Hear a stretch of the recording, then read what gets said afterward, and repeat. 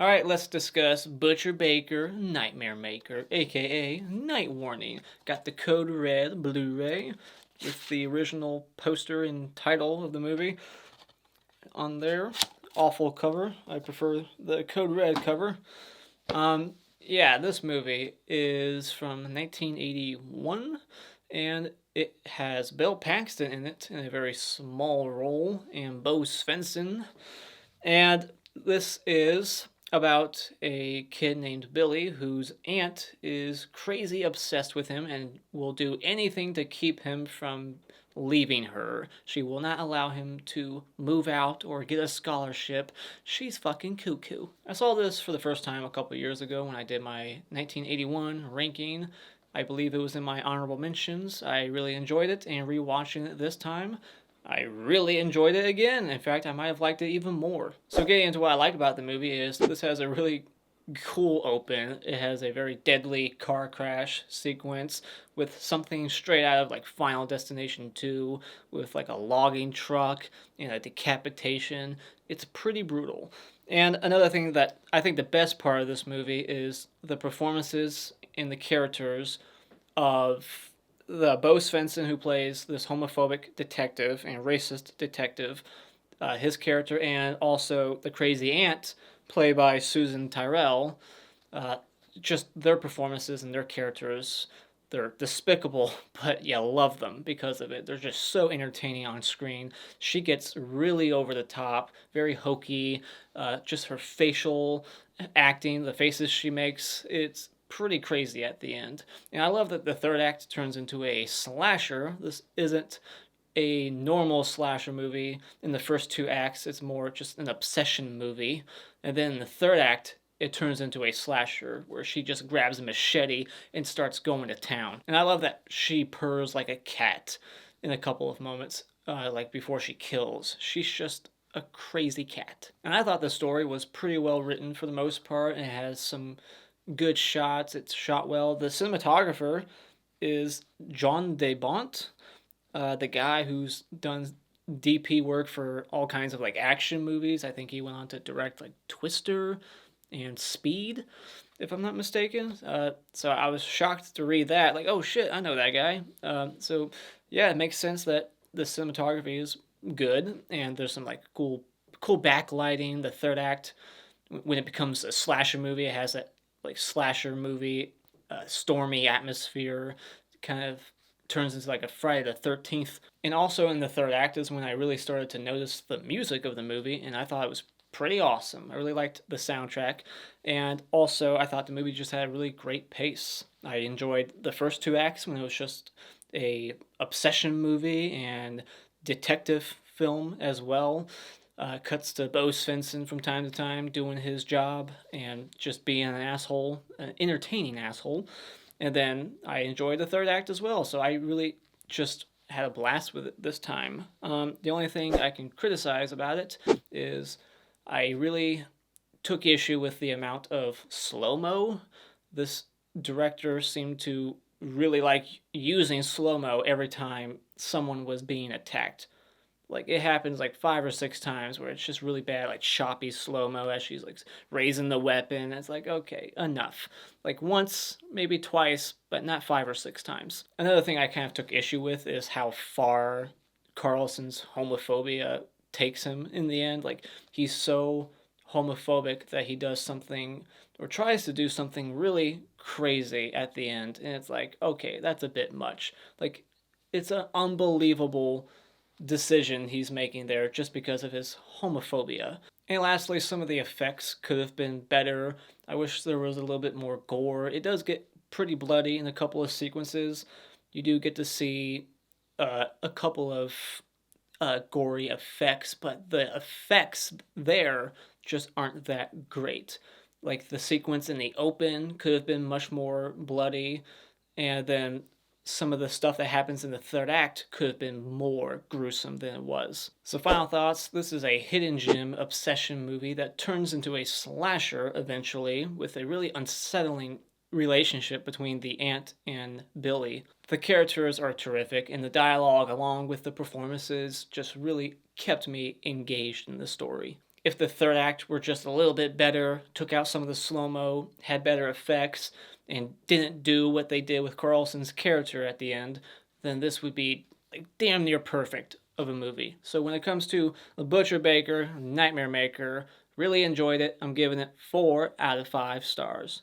All right, time for a spoiler discussion. So the movie opens up with Billy's parents. Billy's like 3 years old, and Billy's parents are going to see one of their parents without him for some reason.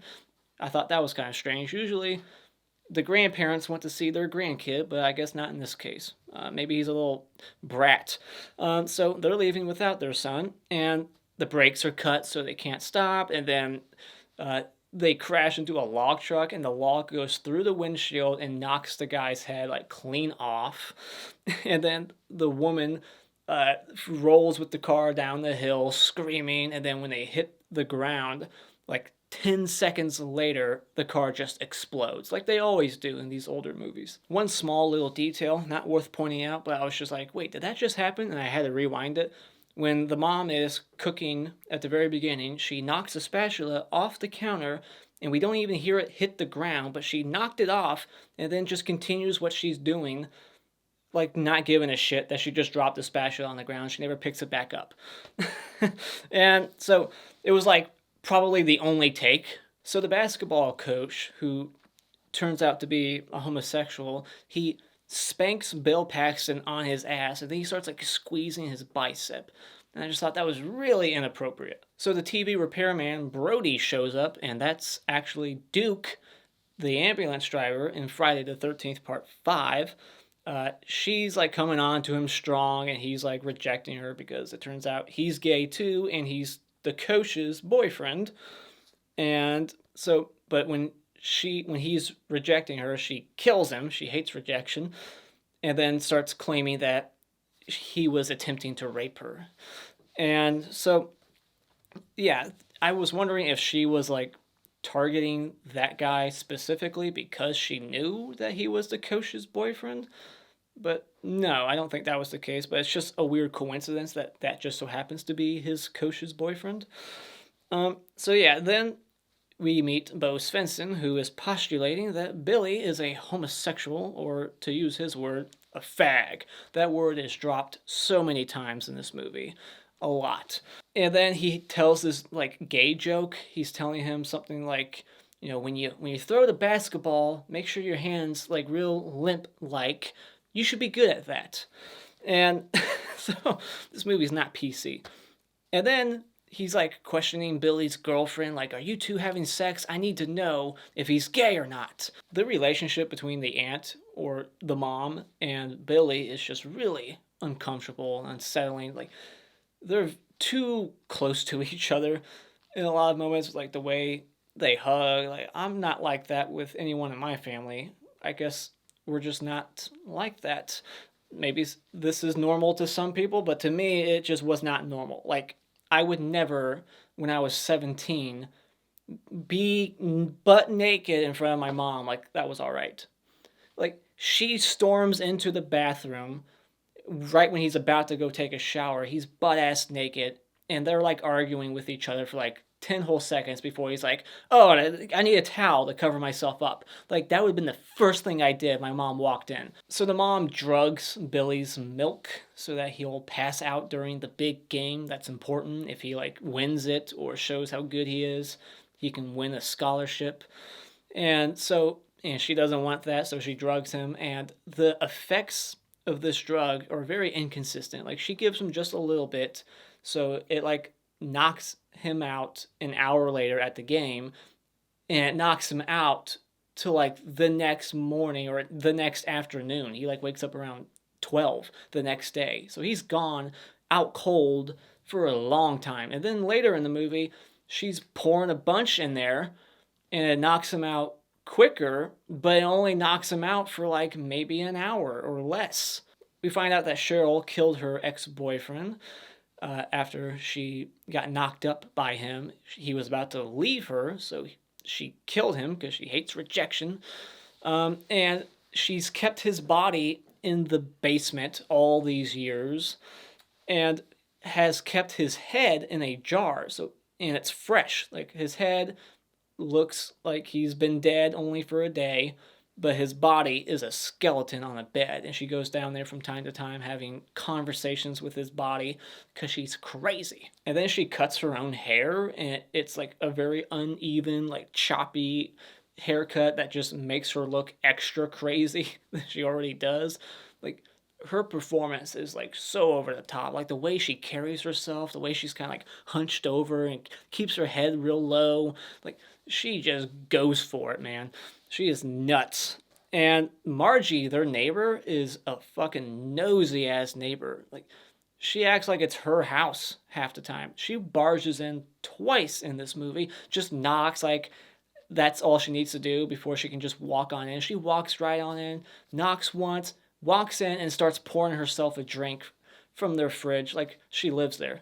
As if the relationship between them wasn't already kind of creepy. When he's knocked out, she has like all this milk spilled on his throat and she starts licking it off of him.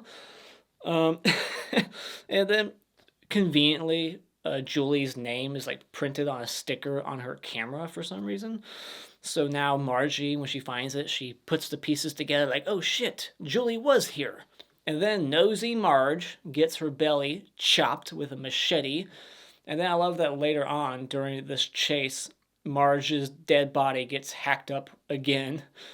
She goes to hit Julie with this axe and then hits Marge on the ground instead, and it gets stuck in her body. She can't get the axe back. Then Sergeant Cook comes over, and he is Mr. Sims from Silent Night, Deadly Night, and he gets his hand chopped off while it's holding onto the string for the light, and it's still on there for a few extra seconds after it's severed, and then falls, and that's when it could have been extra gory. Like, it's not one of those limbs being severed off moments where the blood starts spurting out crazy, like Tenebrae or something. It's just a cheap effect where the hand comes off and there's no blood at all. So that could have been done much better. But then she takes the machete to his neck, and that could have been a decapitation, but it's just, a simple hit to the neck. Julie seems to have 9 lives. She gets hit in the back of the head with like a meat tenderizer, and then she wakes up later and she's outside being chased by the mom. And then they get in this fight in like a pond or whatever that's supposed to be. And she starts bashing her in the head with a rock like 4 or 5 times. And then at the end, she just shows up again. Like, this woman can't die. She is a tough cookie. And then they do like the closing the eyes cliche at one point, where like when someone's dead in the movie and their eyes are open, they just simply like do that and their eyes shut. Like, is that even possible? I feel like you would have to physically like grab their eyelid and pull it down. I don't think that would work. But anyways, how would I know? So yeah, Billy stabs his mom twice. He like stabs her with a letter opener, and then she comes back for one last scare, like a Scream movie. And then she like falls on the fire poker that he's holding. And then even though the homophobic detective shows up, and even though Julie is alive and saying, hey, he's innocent, I was almost a victim myself, it was the crazy mom, he's like, whatever, get out of here, I'm not listening to it. I'm 100% convinced I'm right and that your boyfriend is a homosexual and he did it. Like, he's just so determined to get this guy and kill him. Like, he doesn't even want to arrest him. He wants to kill him. When he thinks that he killed all these other people now, he just whips his gun out. He tells the other cop to leave, and then he whips his like 44 Magnum out, and he's like, all right, I'm just going to shoot you now. Like, that's how crazy he is. That's how fucking homophobic he is. He hates gays that much that he's just going to shoot this person. Like, that's ridiculous. Like, that's when the movie took it a little too far for me. Like, okay, now it's unbelievable.